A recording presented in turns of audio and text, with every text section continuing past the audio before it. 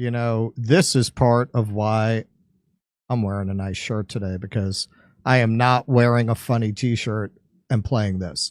So this will give some background, and it's remarkable to me that these people are even able to mount this resistance, and it's incredibly heroic that they have the desire and the will after what they have been through. So this is a CNN report from 3 years ago. We're just going to play a couple of minutes of it to give you some sense. I'm going to warn you, these images are very disturbing of starving children. There's a stark warning tonight that millions of children in Yemen could be pushed to the brink of starvation unless international aid is dramatically stepped up. It comes from UNICEF, the United Nations Children's Organization. The country faces the world's worst humanitarian crisis, with the COVID-19 pandemic compounding the effect of 5 years of civil war. Houthi rebels backed by Iran have been fighting Yemen's government, itself backed by a Saudi-led coalition, which is supported by the US and the UK. 2 million of Yemen's children are malnourished, and 1.7 million have been forced to flee their homes. With only half of the country's health facilities in operation, one child dies every 10 minutes from a preventable disease.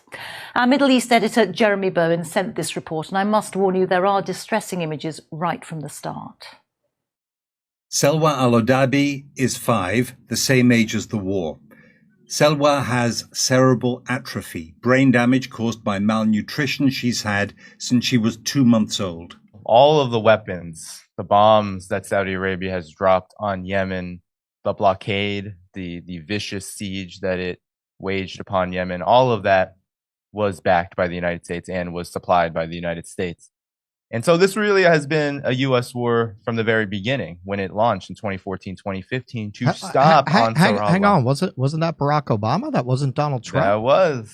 Oh. This was a war where the casualties, the casualties in Yemen, are more than 500,000 people, and half of those died in the wreckage of the war. Half of them have died for humanitarian reasons outlined in that video.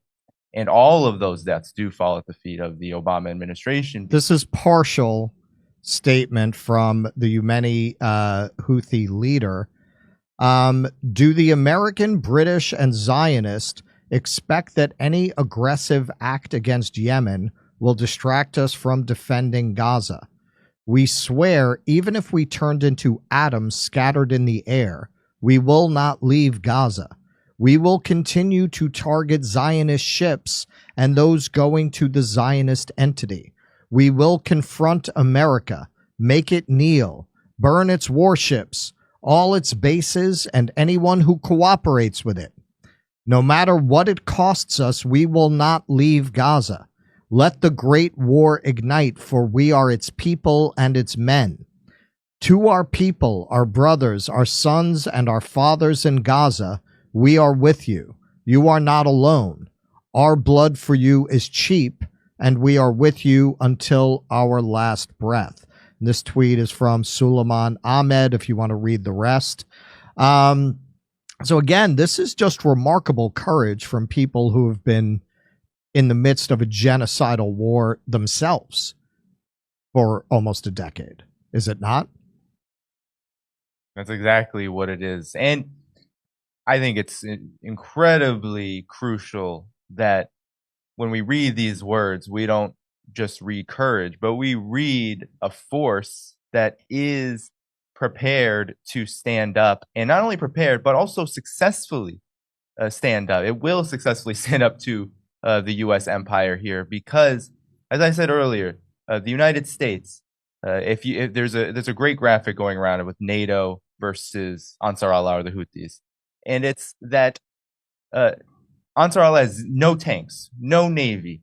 It doesn't have anything except what the U.S. is calling harassment weapons, which are some missiles, really, that they can launch.